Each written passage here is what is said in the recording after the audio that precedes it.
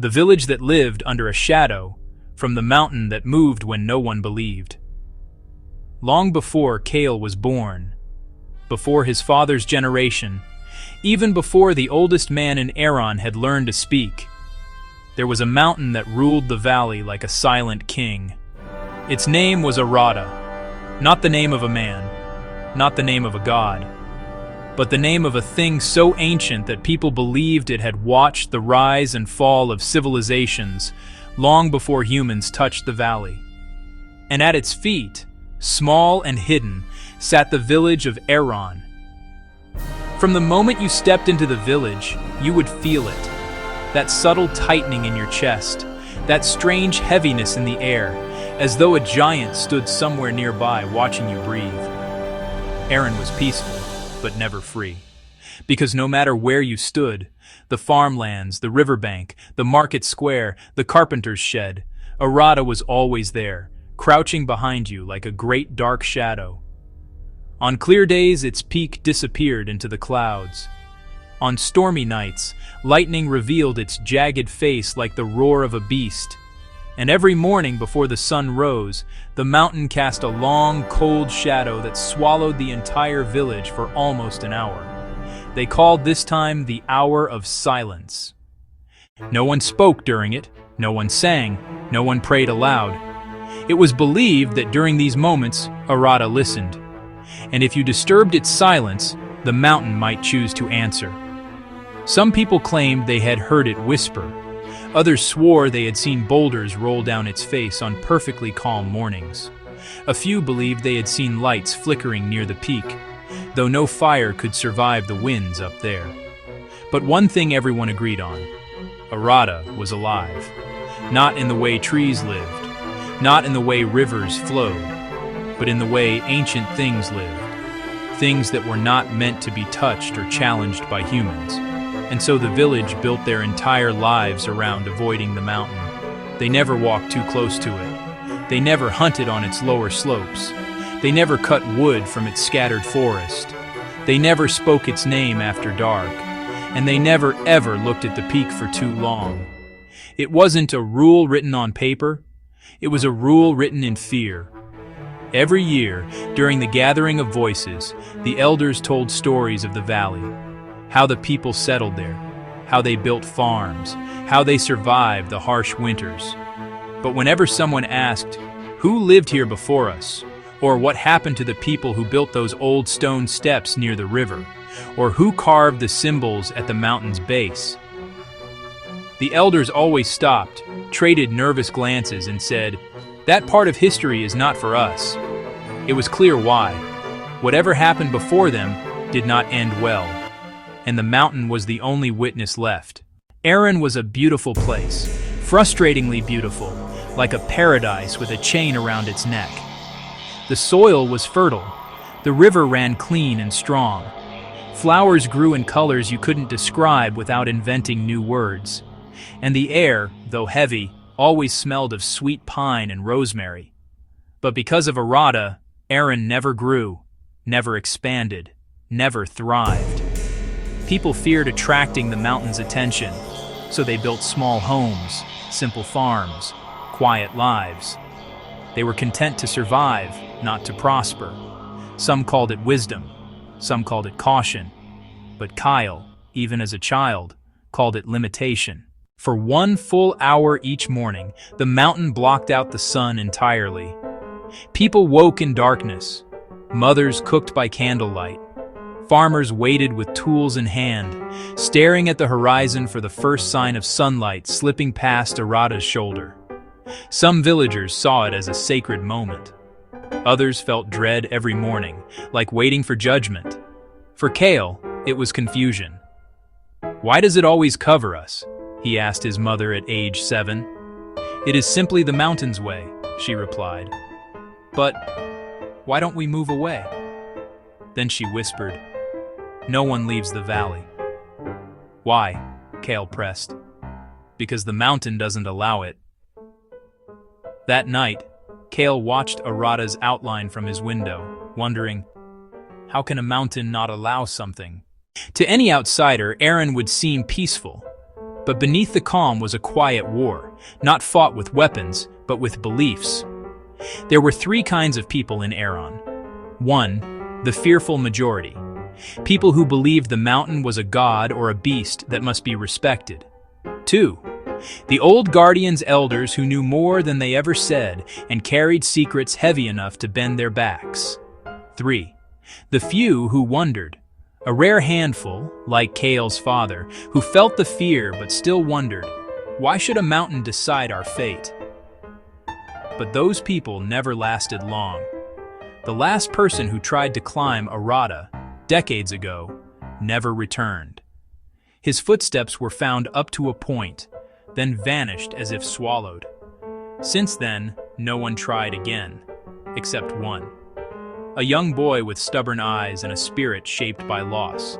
A boy named Kael, who would someday challenge the belief the entire village had accepted for centuries. That nothing about Arata could ever change. And that was the first chapter of a story that would shake the valley. Because sometimes the thing people fear the most is the very thing someone else is destined to face. Narrator, V.O. The Boy Who Asked the Wrong Question from The Mountain That Moved When No One Believed. That year, the gathering of voices came earlier than usual. The villagers said it was because the winds were changing. The elders said it was because the mountain had been restless. But Kael, now 20 years old, believed it was simply fear pretending to be wisdom again. The gathering was the only time the entire village came together. Torches lined the circular meeting ground. Children whispered. Farmers wiped sweat from their foreheads. Mothers sat with bowls of warm grain. And at the center, the elders sat like carved statues, guarding old stories like precious stones. Narrator, V.O. For years, Kael had sat in the back, silent, listening. He listened to stories of harvests, warnings about storms, legends of ancestors, and always, always caution spoken through gentle smiles. But that night, Kael felt something tightening inside him. Not anger, not rebellion, just a question. A question that had lived in his chest since he was a child. A question he had swallowed year after year because everyone feared the answer. A question he thought someone wiser would eventually ask. No one ever did. So the burden fell to him. Narrator, V.O. The moment that broke tradition. Mistress Inara, the oldest storyteller in Aeron, had just finished describing how the valley's river once glowed silver during a full moon, until the mountain became jealous and darkened it forever. People nodded reverently, satisfied with the familiar myth. That was when Kael stood. Not loudly, not dramatically, just stood. And in a village trained to fear attention, standing alone was already an act of rebellion. Narrator, V.O. Inara squinted at him. "Yes, Kael," she said, her voice trembling like she already knew trouble was coming. The villagers turned. Dozens of eyes fell on him, some curious, some annoyed, many afraid. Kael swallowed. "I have a question," he said softly. Murmurs spread instantly. Not about crops, not about birth dates, not about weather. A question during a story was unheard of.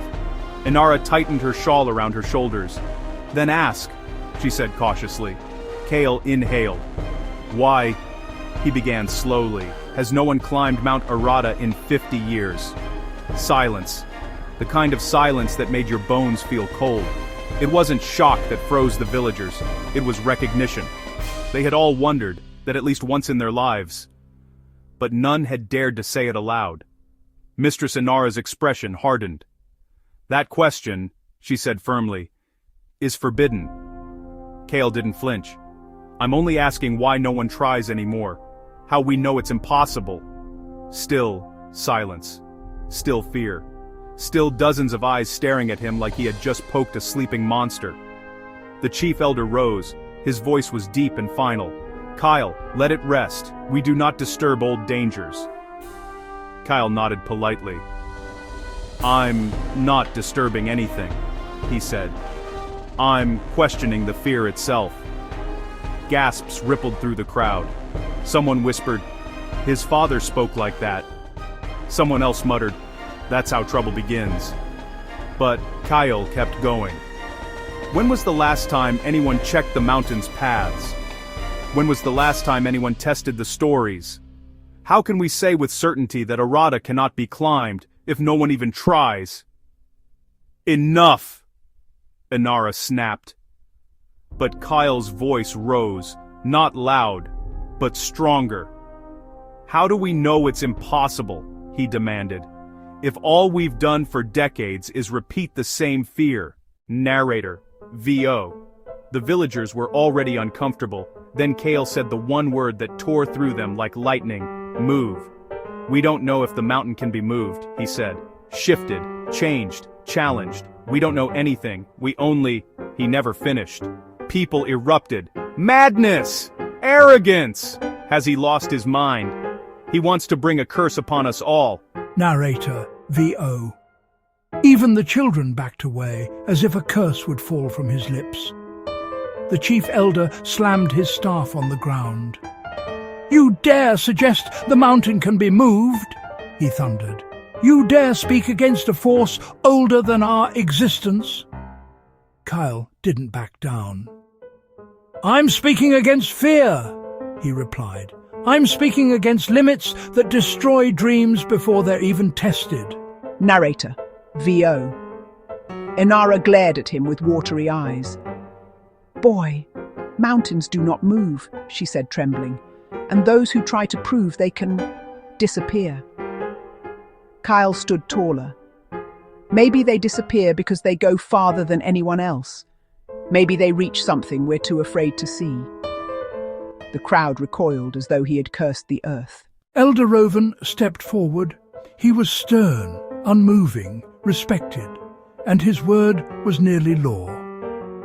"Kyle," he said in a low, dangerous voice, "your father once asked questions like these, and he paid the price. Do not follow his path." The word struck Kale harder than any blow. His father. Gone. A quiet hole in Kale's life. A story no one would fully explain. Kale met the elder's eyes. "My father didn't die because of questions," he said. "He died because people gave him no answers." Elder Rovan's jaw clenched. "Leave this place," he ordered. "Your words bring unease to the young and disrespect to the old." "I'm not trying to disrespect anyone. I'm trying to understand what everyone else stopped questioning. If fear controls us more than the mountain does, then we've been trapped long before Arata trapped us. Go home, Kale, and let this be the last time you ask such a question." "It won't be." Whispers. "His father spoke like that. It's in his blood. He will bring disaster. Someone must stop him." Faint, distant rumble from the mountain audible. Narrator, VO. The world pushes back. The morning after the gathering of voices felt different. Not because the sun was late rising, as it always was, hidden behind Mount Arata's massive shoulder. Not because the hour was colder or darker, but because the village of Aeron had changed its face, subtly, but undeniably. A whisper had spread through the valley during the night. Kale challenged the mountain, not asked a question, not wondered aloud, not spoke his mind. No, they twisted it into something dangerous. By sunrise, the rumor had become, "Kyle wants to awaken Arata." And by noon, it had grown into, "He wants to climb it. He wants to break the curse. He wants to bring ruin." Fear transformed a simple question into a prophecy of doom, and fear spreads faster than truth ever could. Narrator, VO. The eyes that would not meet his Kyle stepped out of his home expecting awkwardness. He did not expect avoidance. When he walked through the market square, conversations fell silent like drops of rain caught in midair. The baker who once joked with him suddenly looked down, pretending to arrange bread. The blacksmith who always greeted him with a nod stepped inside his forge the moment Kale approached. Children stopped playing and pressed themselves behind their mother's skirts as if Kale carried a sickness. Even the dogs barked differently, as if reacting to the villagers' fear. Narrator, VO. By midday, Kale felt like a stranger in the place he had grown up. No one shouted at him. No one insulted him. That would have almost been easier. Instead, they gave him something worse. Distance. Silence. Isolation. The world wasn't attacking him with anger. It was pushing him away through fear. And that cuts deeper. Narrator VO. The baker's rejection. Kale approached the bakery hoping at least for normalcy. The baker, Heron, was a man with a soft belly and a softer heart, kind to everyone, especially Kale since childhood. Kale placed 2 coins on the counter. "Morning," he said. Heron didn't look up. He didn't lift the bread. He didn't touch the coins. He just muttered, "I'm closing." Kale blinked. "But you just opened—" "I said I'm closing!" Heron snapped, louder than necessary. A woman standing behind Kale whispered harshly, "Just go, Kale. Leave him be." Kale stared at Heron. "Heron, I don't understand." Heron finally looked up, and the fear in his eyes hurt more than the rejection. "Please," Heron whispered, "don't make me choose between my family and you." Kyle stepped back slowly. He didn't argue. He didn't demand. He didn't plead. He simply walked away, leaving the bread and the coins. Behind him, the bakery door shut with a final, painful thud. Narrator VO. The mother who feared her own son. When Kale returned home, he found his mother sitting by the window, hands trembling, eyes red, as though she'd spent the morning crying. She didn't greet him. She didn't smile. She looked at him the way a mother looks at a child who has stepped too close to a cliff. "Kyle," she whispered, "what have you done?" He knelt beside her. "I only asked a question." Her breath hitched. "No, my son, you touched a wound the village has refused to open for generations." Narrator VO. Wandam, Reber R. Kale frowned. "It's just a mountain." "No," she said sharply. "It is not." She grabbed his hands, tight enough to hurt. "The elders came to me this morning," she said. "They warned me. They said if you continue speaking like this, they will have to take action." "What kind of action?" Kyle asked quietly. She looked at him with horror. "They didn't say, but they looked afraid. Afraid of him." Kyle pulled back, stunned. "They think I'm dangerous?" he whispered. She didn't answer. She didn't have to. Her silence was the answer. The warning no one else heard. You've caused a storm. Truth usually does. You do not understand what you're dealing with. I think I understand more than you want people to know. The elder's voice hardened. You think courage is enough to challenge Arata? Courage is a child's weapon. The mountain does not care about bravery. The mountain only responds to obedience. And what if the mountain is not the one we've been obeying? What if we've been obeying our own fear this whole time? You are your father's son. Is that a curse or a blessing? A warning. What happened to my father? Some questions were never meant to be answered. The mountain answers. That night, the winds changed. Not a normal breeze, not a gentle gust. A deep, unsettling wind that rolled down the mountain like a growl. Roofs rattled, doors creaked, animals bolted in their pens, lanterns flickered in every window. And Kale, sitting alone outside, felt the earth tremble beneath him, just once, soft, short, like a heartbeat.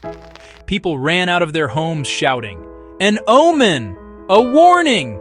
The mountain is angry!" No one looked at Kale directly, but they all thought about him. He could see it in their eyes.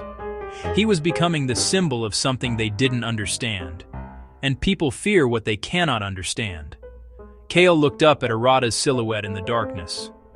The mountain loomed over him, silent, but not quiet. Almost as if it were saying, if you push the world will push back. But Kyle whispered into the wind, let it. For the first time in his life, he felt something stronger than fear. Purpose.